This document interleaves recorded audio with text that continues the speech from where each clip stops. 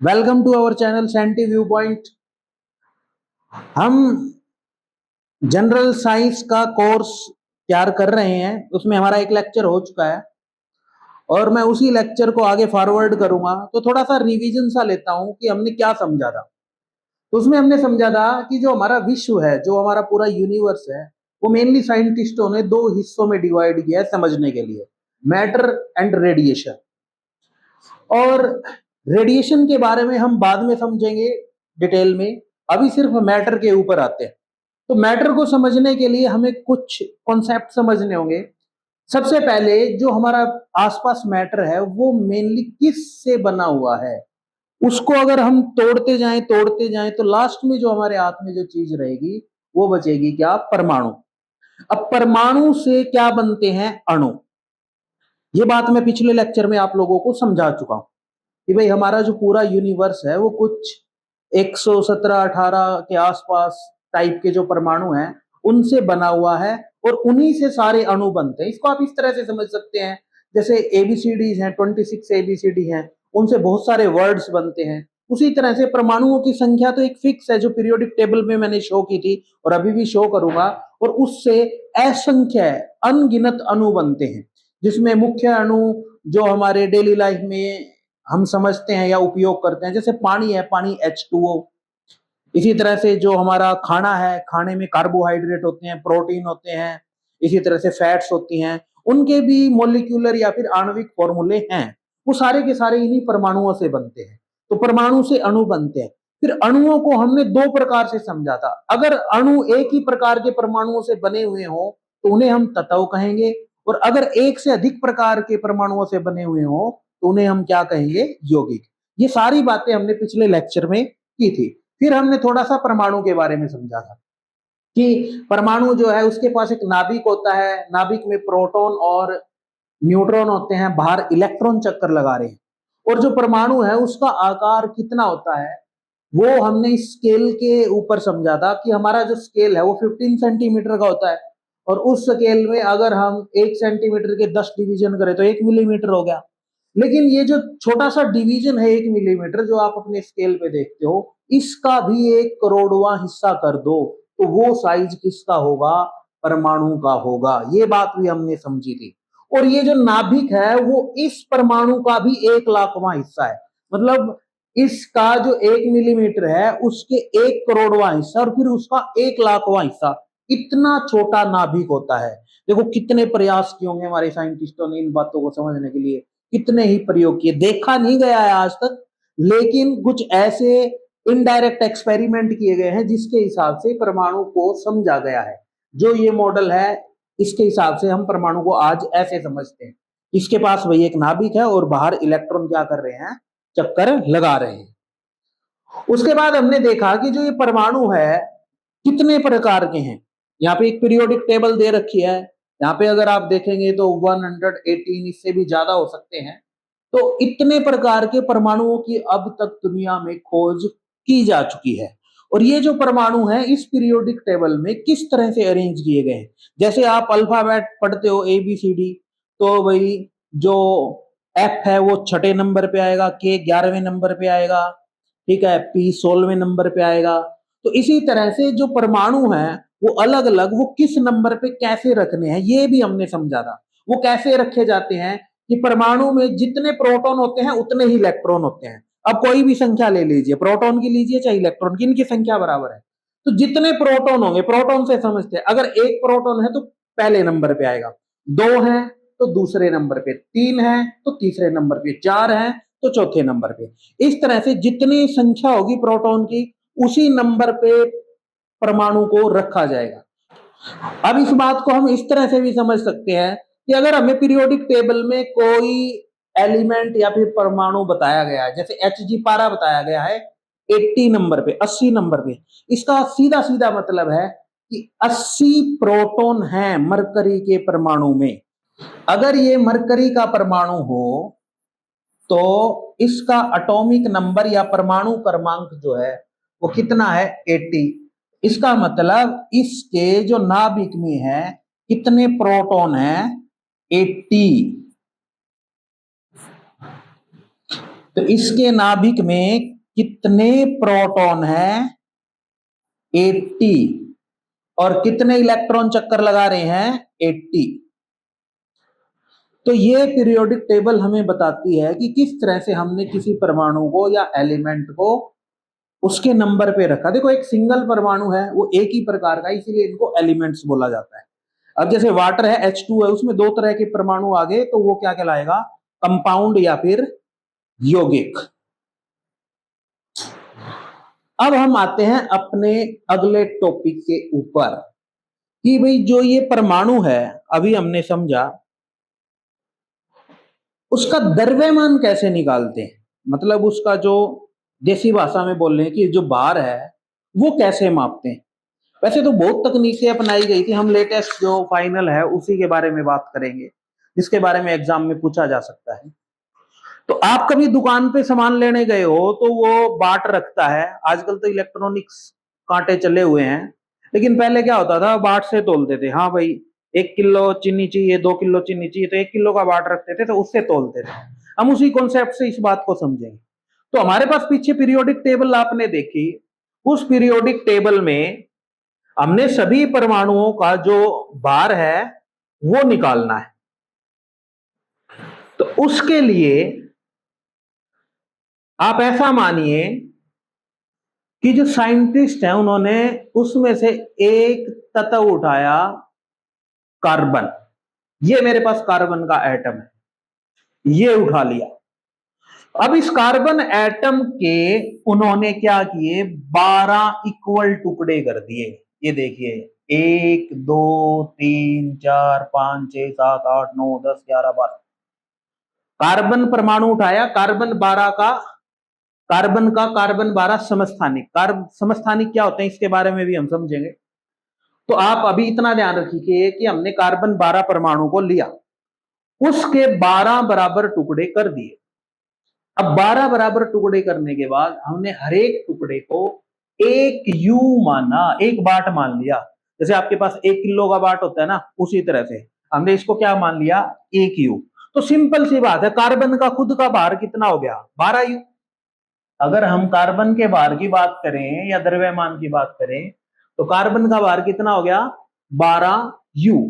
अब इन बाटों के हिसाब से या फिर इनको यूं मान लीजिए मापने की इकाई मान ली गई, किसी एक को उठा लीजिए, उससे हम पूरे परमाणुओं को क्या करेंगे, मापेंगे, उनके भार को मापेंगे।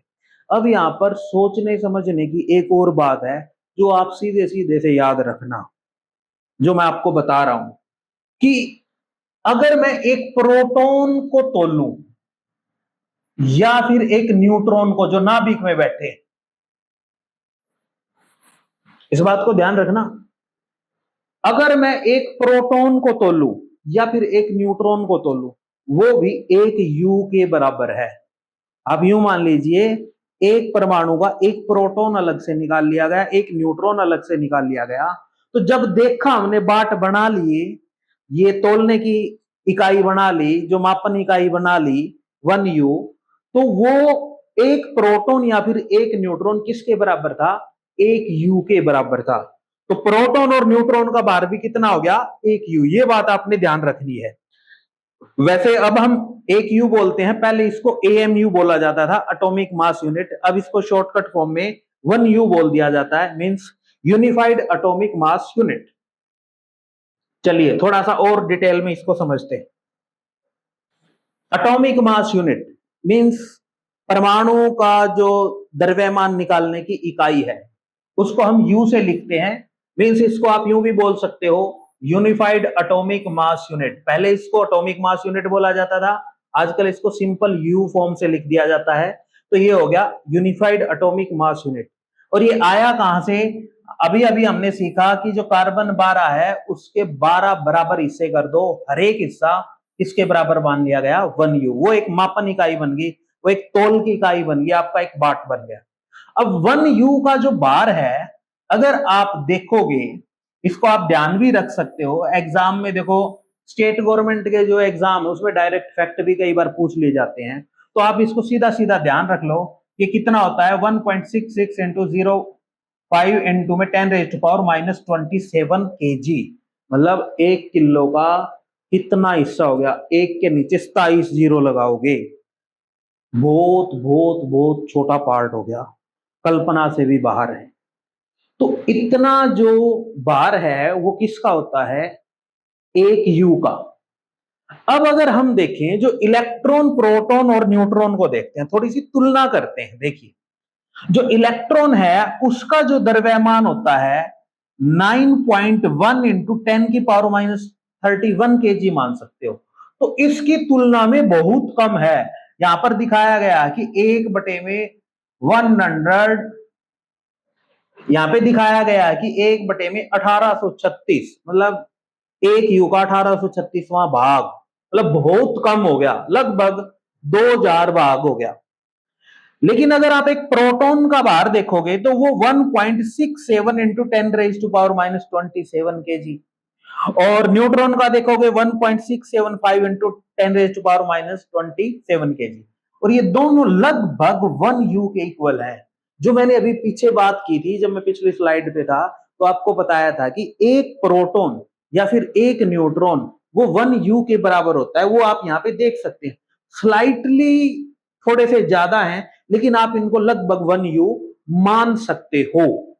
तो जो यू है वो एटॉमिक मास यूनिट को मेजर करने के लिए लिखी जाती है, सिंपली यू से लिखते हैं, means unified atomic mass unit. तो एक परमाणु का जो भार है मापने के लिए हमने क्या किया, कार्बन परमाणु के 12 टुकड़े किए और उसको एक एक इकाई मान ली, और उससे हम सभी परमाणुओं को तोलते चले गए, और हमें पूरी पीरियोडिक जो टेबल है उसके द्रव्यमान का पता चल जाएगा। अब आप देखिए, यहां पे मैं आपको सिंपल सा तरीका बताता हूं। अब आपने एक बात ध्यान रखनी कि जो परमाणु है वो मुख्यतः 3 ही चीज है उसके अंदर, एक प्रोटॉन, एक न्यूट्रॉन और एक इलेक्ट्रॉन। अब अगर आप सिंपली देखेंगे, जैसे हाइड्रोजन है, इसको इस तरह से लिख दिया जाता है 1H1। अब यहां पे तो परमाणु क्रमांक होता है, मींस प्रोटॉन की संख्या होती है,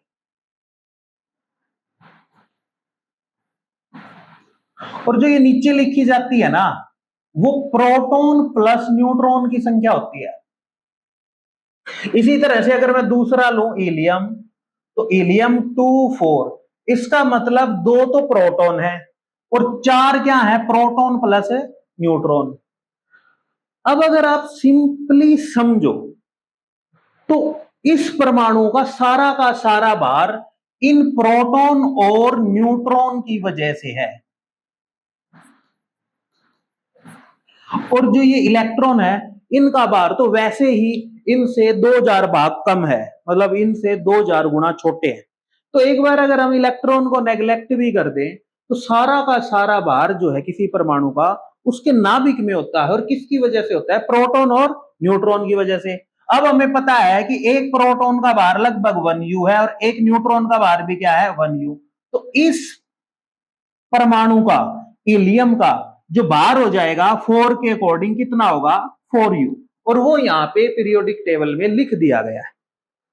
अब अगर आप देखेंगे पूरी पीरियोडिक टेबल के अंदर आपको एक परमाणु या एलिमेंट के साथ 2 चीजें मिलेंगी। एक तो परमाणु क्रमांक मिलेगा, जैसे यहां पर हीलियम देखिए आप, यहाँ पे ऊपर ये परमाणु क्रमांक लिख रखा है और नीचे परमाणु द्रव्यमान है। ये यहाँ पीरियोडिक टेबल में जो हीलियम है यहाँ पर 2 लिखा हुआ है, ये इसका परमाणु क्रमांक है, मींस प्रोटॉन की संख्या है या फिर इलेक्ट्रॉन की भी कह सकते हैं।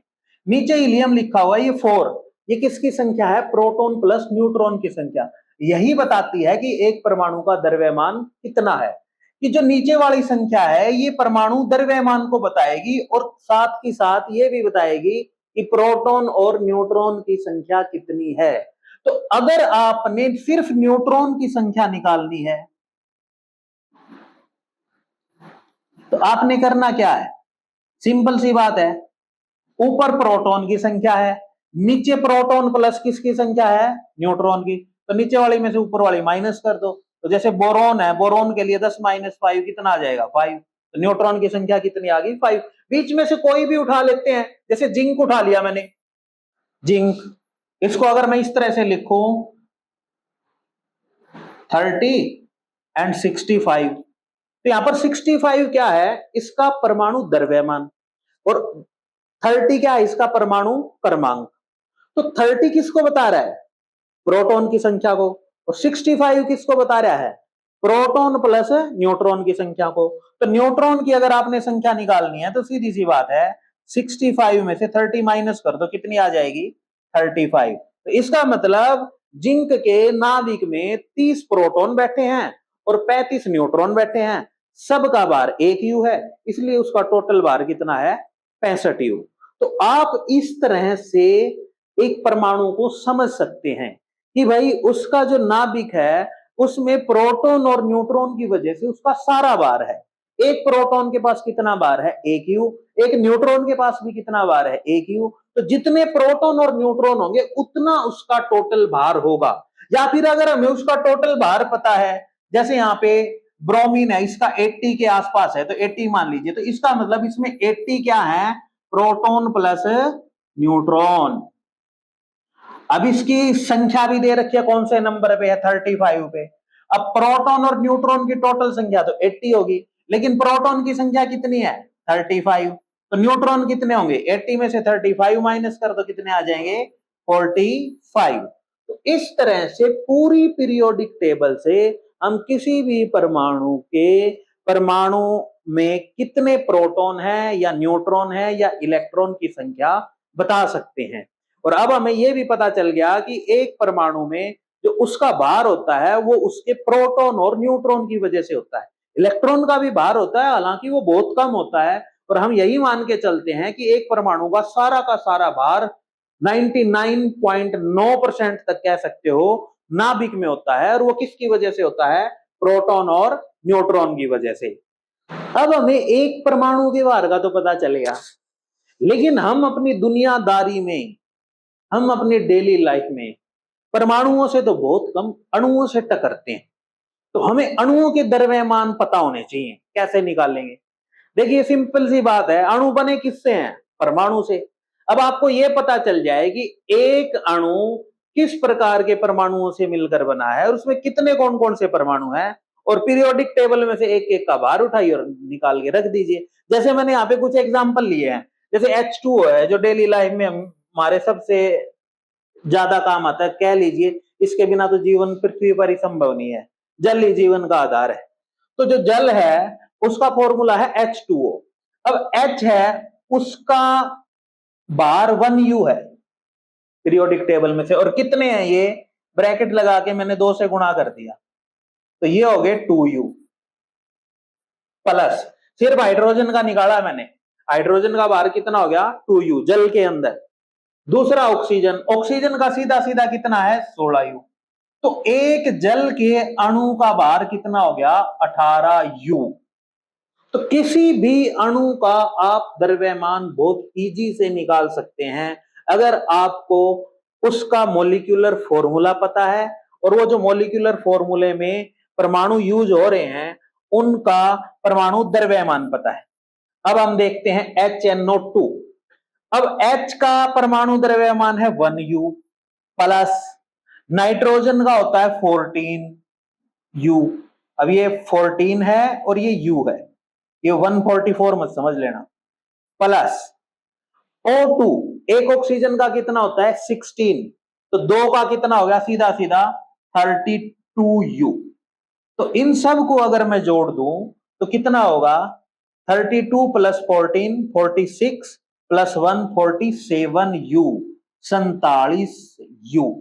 तो ये हमारे पास एक जो HNO2 है उसका परमाणु द्रव्यमान निकल गया। ये मैं आपके लिए छोड़ रहा हूं यहाँ पे CaCl2, पीरियोडिक टेबल देख के आप इसका परमाणु द्रव्यमान खुद निकाल कर देखिए। तो हमने अभी इस लेक्चर में समझा कि एक परमाणु का द्रव्यमान भी होता है, और वो द्रव्यमान कैसे निकाला जाता है। उसके लिए सबसे इंपॉर्टेंट परमाणु कौन सा था, कार्बन। हमने कार्बन को उठाया, उसके 12 टुकड़े किए और एक एक टुकड़े को 1U माना। अब उस 1U से हम सभी परमाणुओं को तोलते चले गए, लेकिन एक खास बात निकल के आई कि एक प्रोटॉन और न्यूट्रॉन का भार भी कितना था, 1U 1U। और सभी परमाणु के नाभिक में प्रोटॉन और न्यूट्रॉन ही थे, इलेक्ट्रॉन का भार तो उनसे 2000 गुना कम था। तो सारा का सारा भार आप ऐसा मान सकते हैं कि एक परमाणु में प्रोटॉन और न्यूट्रॉन की वजह से होता है, और एक प्रोटॉन और न्यूट्रॉन पे लगभग भार 1u था। तो उनकी संख्या अगर हमें पता चल गई तो हमें परमाणु का द्रव्यमान पता चल जाएगा। या फिर अगर हमें परमाणु द्रव्यमान का पता है तो हम ये बता सकते हैं कि कितने और प्रोटॉन और न्यूट्रॉन है। अगर हमें उसका नंबर पता है तो हम ये बता सकते हैं कि वो उसमें कितने प्रोटॉन है। तो इस तरह से हम प्रोटॉन और प्रोटॉन प्लस न्यूट्रॉन की संख्या से न्यूट्रॉन भी निकाल सकते हैं। ये सारी बात मैं यहाँ पे डिस्कस कर चुका हूं।